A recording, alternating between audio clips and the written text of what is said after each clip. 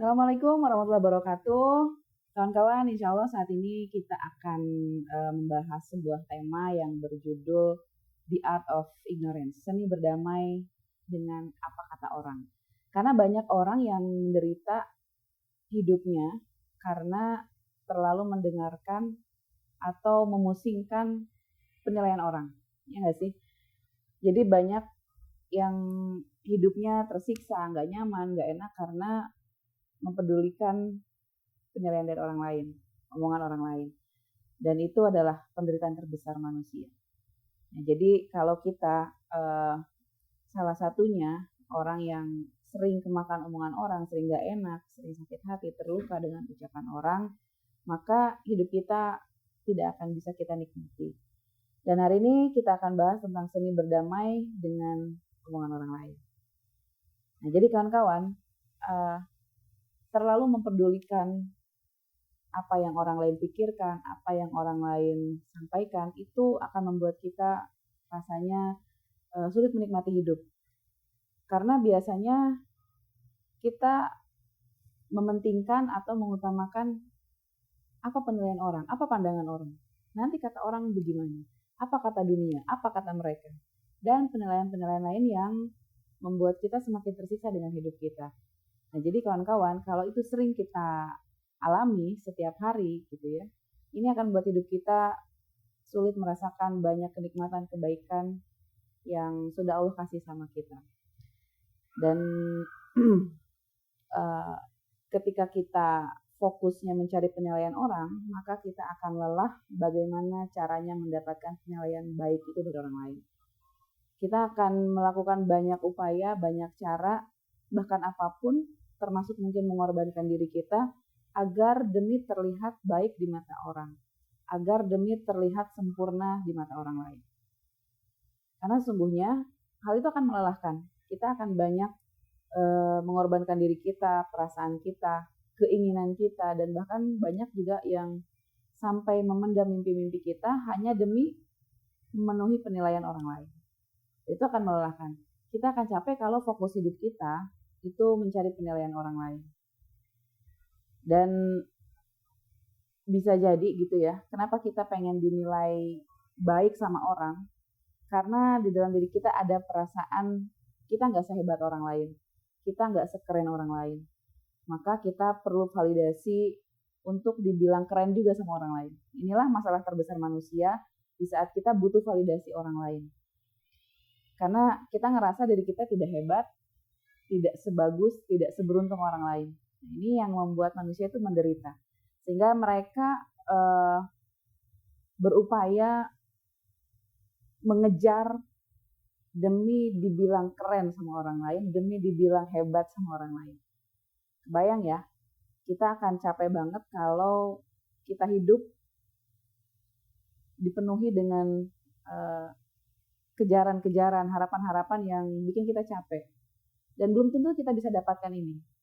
Karena kita fokusnya sama orang lain. Ini banyak orang yang kelelahan dalam hidupnya karena mereka terlalu memusingkan dengan penilaian orang lain. Jadi standar hidupnya standar hidup orang lain. Padahal setiap kita itu punya tracknya masing-masing, punya zonanya masing-masing. Dan setiap kita punya zona waktu suksesnya masing-masing. Dan setiap bunga itu tidak sama waktu mekarnya. Setiap tanaman, tumbuhan punya masa tumbuh yang berbeda. Kapan bertumbuhnya, kapan berkembangnya itu punya zonanya masing-masing. Sehingga nggak fair rasanya kalau kita membandingkan zona sukses kita dengan zona sukses orang lain. Mungkin dia orang lain gitu ya, sahabat-sahabat kita, teman-teman seangkatan, kayaknya kok udah keren ya pencapaiannya, kok udah sampai sini ya, sedangkan kita gini-gini aja. Nah, perasaan-perasaan seperti itu yang membuat kita akan semakin terpuruk, kawan-kawan. Karena kita menganggap diri kita harus hebat seperti mereka. Padahal kita punya zona waktu sukses masing-masing. Mungkin mereka sukses duluan. Kita kayaknya sekarang kok kayaknya gini-gini aja ya, kok kayaknya nggak ada perubahan ya, kok kayaknya nggak bisa seperti mereka, nggak bisa sekeren mereka. Nah, perasaan itu hanya akan membuat kita semakin lelah, semakin capek, dan membuat kita semakin nggak bisa menikmati hidup yang sudah Allah kasih sekarang. Rasanya lihat jalan orang lain tuh kayaknya mulus terus, enak terus ya. Sehingga kita merasa diri kita tidak berharga. Nah, inilah perasaan tidak berharga ini muncul yang membuat kita tersiksa, semakin menderita dengan penilaian-penilaian dari orang lain. Nah, itu kawan-kawan ya. Jadi kapanpun ketika Anda merasa kecil gitu ya, merasa tidak berharga, itu kita perlu menyadari beberapa hal. Yang pertama, kita sedang berjalan di track kita sendiri. Kita sedang berjalan di zona sukses kita sendiri. Dan teman kita, orang lain, itu juga berjalan di zonanya masing-masing. Dengan waktunya masing-masing. Ada orang yang mungkin startnya itu sprint, tapi kesananya kelelahan. Ada juga yang di start, di awalnya dia biasa aja, santai, tapi kemudian dia melesat di ujung jalan sana. Maka kita tidak perlu membandingkan pencapaian diri kita dengan pencapaian orang lain, karena itu akan membuat kita semakin kelelahan. Kemudian kita tidak perlu harus menjadi seperti orang lain. Kita cukup menjadi diri kita sendiri. Dan kita nggak harus sama seperti orang lain. Karena setiap manusia itu unik. Setiap manusia itu khas. Tidak harus selalu sama, tidak harus selalu meniru gitu ya, atau menyamakan posisi saya harus seperti dia, atau dia kenapa harus seperti saya. Jadi hal seperti inilah yang seringkali kita lupakan karena kita menganggap kita harus seperti mereka. Dan kemudian hal yang paling penting yang perlu kita pegang, yang perlu jadi pegangan hidup kita, bahwa Allah itu tidak menilai diri kita dari apa yang tampak, tapi apa-apa yang ada di dalam diri kita. Maka cukuplah penilaian dari Allah saja yang membuat kita merasa penuh, merasa cukup. Karena kalau kita ngejarnya penilaian manusia, itu nggak akan ada habisnya, nggak akan ada beresnya. Maka beruntunglah bagi orang-orang yang dalam hidupnya hanya mencari ridho Allah, karena bagi dia cukup penilaian dari Allah saja. Tidak usah mementingkan bagaimana penilaian orang, apa kata orang. Itu akan semakin membuat kita tidak nyaman menjalani hidup ini. Jadi tidak perlu membandingkan hidup kita dengan hidup orang lain. Sadarin medan juang kita berbeda dengan medan juang orang lain. Jalan hidup kita berbeda dengan jalan hidup orang lain. Dan tugas kita hanyalah berlomba-lomba mengumpulkan amal baik, perbuatan baik. Yang jadi fokus kita adalah apakah yang kita lakukan sudah benar, apakah yang kita lakukan disukai sama Allah atau tidak. Cukup itu saja jadi pertimbangan kita. Tidak usah pusing dengan penilaian orang lain, apalagi orang-orang yang mungkin tidak suka sama kita, karena akan selalu ada orang yang gak suka sama kita. Maka berbahagialah bagi orang-orang yang berlapang dada, yang menyadari bahwa gak semua orang harus suka sama kita. Akan ada kalanya orang itu suka sama kita, ada kalanya juga orang gak suka sama kita. Itu sunatullah ya, udah keseimbangan dalam hidup, bahwa gak semua orang itu bisa suka sama kita. Jadi ketika ada orang yang gak suka sama kita, ya sudah, itu menjadi penyeimbang dalam hidup kita. Kemudian dalam hidup ini yang perlu kita sadari adalah bahwa hidup bukan tentang menang dan kalah. Bahwa hidup bukan tentang siapa yang berhasil, siapa yang gagal, tentang bagaimana kita melewati ini semua, bahwa ini adalah sebuah proses. Kalau kita menyadari, kawan-kawan, kalau kita memusingkan dengan apa kata orang, kita perlu sadari betapa manusia itu akan cepat sekali melupakan kita setelah kita meninggal. Maka yang kita cari itu ya, fokus kita bukan penilaian orang, ya, tapi cukuplah keridhaan Allah yang kita kejar. Apa keridhaan Allah yang kita cari? Karena semakin kita butuh dinilai sama orang, pengen dinilai baik, pengen disebut hebat, itu akan sangat melelahkan.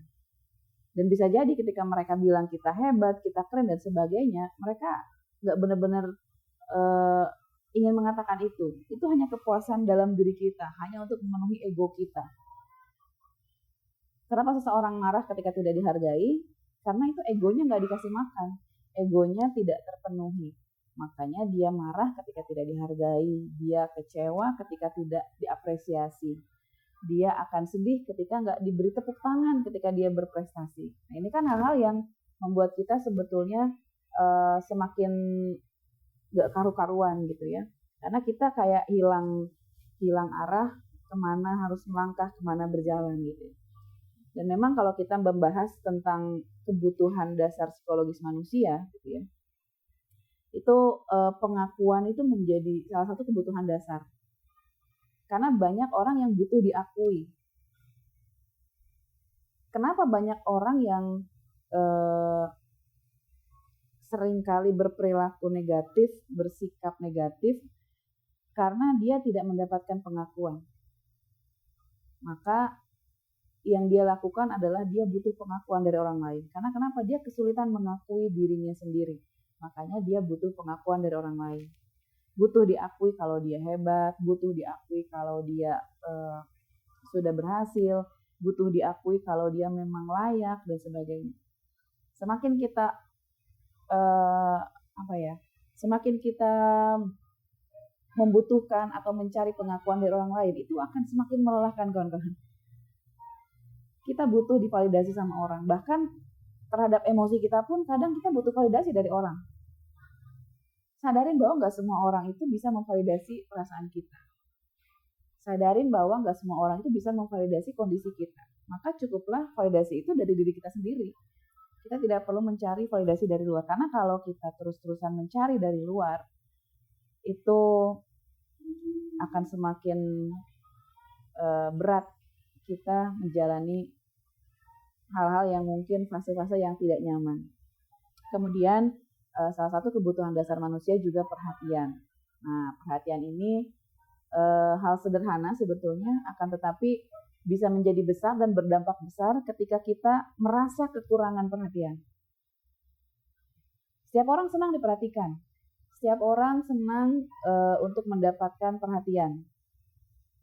Akan tetapi banyak manusia yang juga merasa sakit, kecewa, bahkan sedih ketika nggak diperhatikan. Ya enggak? Banyak orang yang sampai ngerasa patah hati, terluka gitu ya. Karena dia nggak dapat perhatian. Ini beberapa waktu lalu saya mendapatkan menerima kasus seorang remaja gitu ya, usia SMA. Dia bercerita.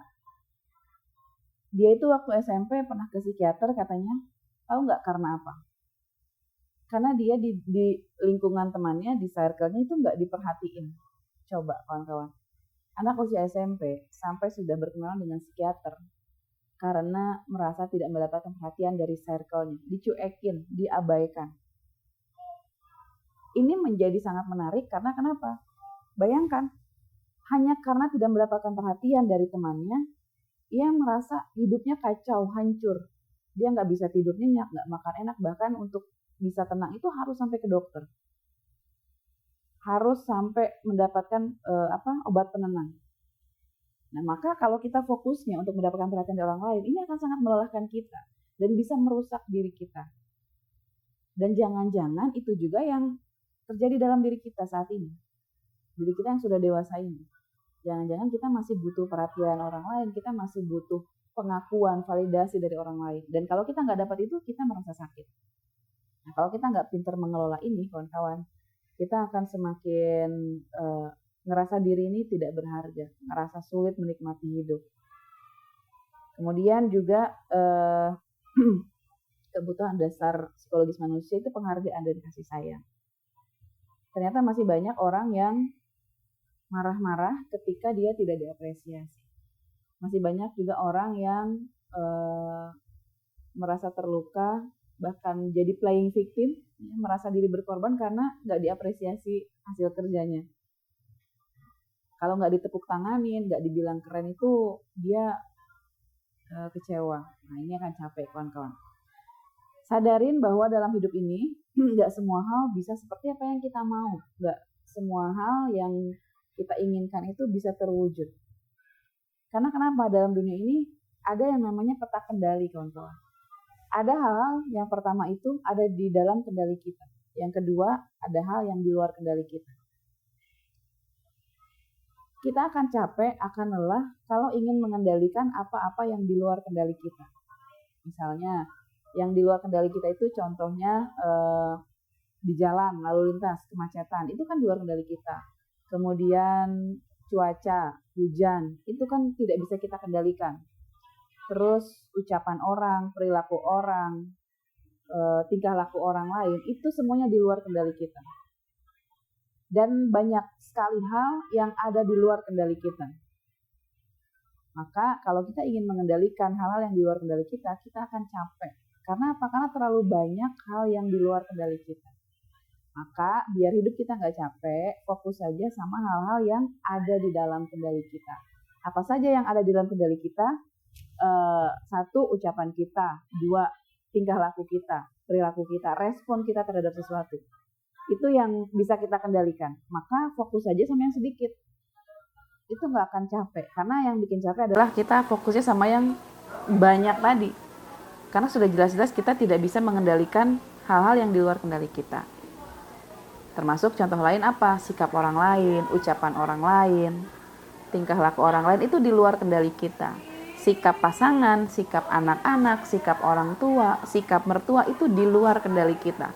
Kita akan capek kalau kekeh harus mengubah apa-apa yang di luar kendali kita. Sudah jelas-jelas itu ranahnya di luar kendali kita. Maka yang bikin kita capek adalah kita menganggap kita bisa mengendalikan apa-apa yang di luar kendali kita. Planet Mars gitu ya, pengen kita geser 3 inci sedikit, nah itu kan di luar kendali kita, nggak akan bisa. Debit air di Sungai Nil pengen kita ubah jadi lebih cepat, itu kan nggak bisa di luar kendali kita. Semakin kita ingin mengubah sesuatu yang tidak bisa kita ubah, kita akan menderita di situ kawan-kawan. Termasuk juga sikap pasangan, sikap anak-anak, ucapan mereka, tingkah laku mereka, itu di luar kendali kita. Maka sadarin agar kita nggak capek, ketika memang melihat dia tidak berubah, tidak seperti yang kita mau, kita cukup sadarin bahwa oh ya itu adalah memang di luar kendali kita. Jadi berfokuslah pada hal-hal yang memang sedikit yang ada di dalam kendali kita. Agar kita tidak semakin kelelahan, tidak dipusingkan, karena sesuatu itu tidak bisa kita ubah. Sesuatu yang di luar kendali kita itu tidak bisa kita ubah memang. Apa yang bisa kita ubah? Ya apa-apa yang ada di dalam diri kita, yang ada dalam kendali kita. Bagaimana kita merespon sesuatu di saat keadaan tidak menyenangkan. Misal ketika kita tahu ternyata pasangan kita berbohong, kita kan rasanya harusnya kamu jujur dong. Nah, berarti ketika kita berharap dia jujur, itu kan di luar kendali kita. Maka stop mendesak, memaksa, mengubah apa-apa yang memang tidak bisa kita ubah. Itu di luar kendali kita. Dia berbohong, dia jujur, itu di luar kendali kita. Apa yang ada di dalam kendali kita? Kita punya 2 respon. Kita punya free will, kebebasan untuk memilih apapun respon yang kita berikan di saat kondisi memang gak sesuai dengan yang kita mau. Ketika kita tahu dia bohong misalnya, kita punya pilihan satu. Kita bisa marah, atau yang kedua, kita memaafkan. Kita selalu punya pilihan, dan itu yang ada di dalam kendali kita. Kita marah-marah sama dia, itu pilihan. Kita memaafkan dia, itu juga pilihan. Dan ada konsekuensi dari setiap pilihan yang kita ambil. Ketika kita marah-marah misalnya, karena kecewa, dia berbohong, ada dampaknya. Ada dampak fisik, ada dampak juga ke psikis. Bayangkan orang yang sering marah-marah itu capek badannya. Itu badannya merespon emosi negatif yang hadir. Dan itu ada di tangan kita, ada di pilihan kita.